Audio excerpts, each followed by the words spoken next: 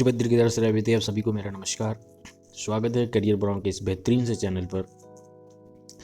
तो अभी हम बात करेंगे बिहार यूजीमैक स्टे वैकेंसी राउंड के रिगार्डिंग। कुछ नोटिस निकल कर आई है, क्या उनमें कही गई है बात, क्या शेड्यूल रहने वाला है स्टे वैकेंसी राउंड काउंसलिंग की, और कौन कौन स्टूडेंट एलिजिबल हैं स्टे वैकेंसी राउंड के लिए, कौन एलिजिबल नहीं है, कितनी सिक्योरिटी फ़ीस लगने वाली है, कितनी रजिस्ट्रेशन फ़ीस लगने वाली है, कौन कौन से कॉलेजेस भाग लेंगे, इनमें सभी मुद्दों पर हम बात करने वाले हैं। तो चलिए उस नोटिस को जो 16 तारीख को आई है, उस 16 नवंबर को उस नोटिस को पहले पढ़ते हैं अच्छे से और बिल्कुल गहराई में जाकर बात करते हैं कि क्या इसका निष्कर्ष निकला।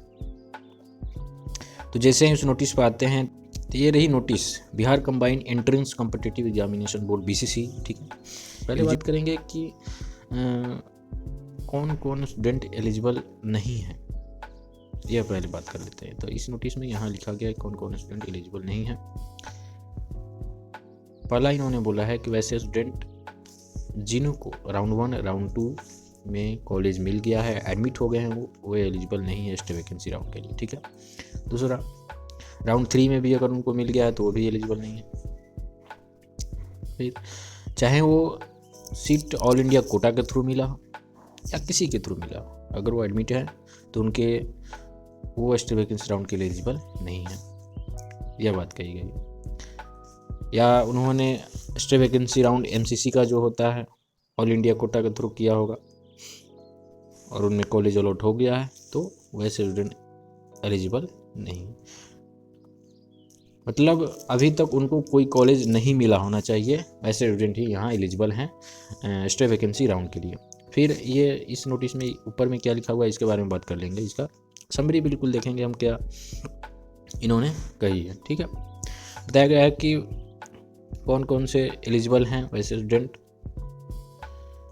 तो अभी बात कर लिया हमने। ठीक है, उसके बाद इन्होंने बोला है कि ये कॉलेज हो गए जो भाग लेंगे। ठीक है, ये कॉलेज जो भाग लेंगे हमारे स्टे वैकेंसी राउंड के लिए, ये कॉलेज हो गए। उसके बाद हम बात करेंगे कि क्या स्टेप्स होने वाले हैं। पहला स्टेप होगा, आपको मेन वेबसाइट पर जाना है। ठीक है, ऑनलाइन पोर्टल यूजीमैक का। उसके बाद क्या करना है कि रजिस्ट्रेशन करना है, वहाँ रजिस्ट्रेशन करना है, ईमेल ID, नेम सब कॉन्टेक्ट डिटेल डालकर रजिस्ट्रेशन होगा। उसके बाद होगा आपका एप्लीकेशन फॉर्म भरना है पूरा। ठीक है, फ़ोटो वोटो अपलोड करने हैं। फिर स्टेप 3 में फाइनल सबमिट करना है, आप इसे एडिट भी कर सकते हैं, बैक टू एडिट या सेव एंड कंटिन्यू करके फाइनल सबमिट। और उसके बाद आपको पेमेंट कितने लगने वाले हैं इसके बारे में बात कर लेते हैं। अगर आप UR जनरल कैटेगरी से हैं तो आपको पेमेंट देना होगा 1200, और ये आप लोग देख लीजिएगा कितना कितना पेमेंट है। SC ST के लिए 600 है।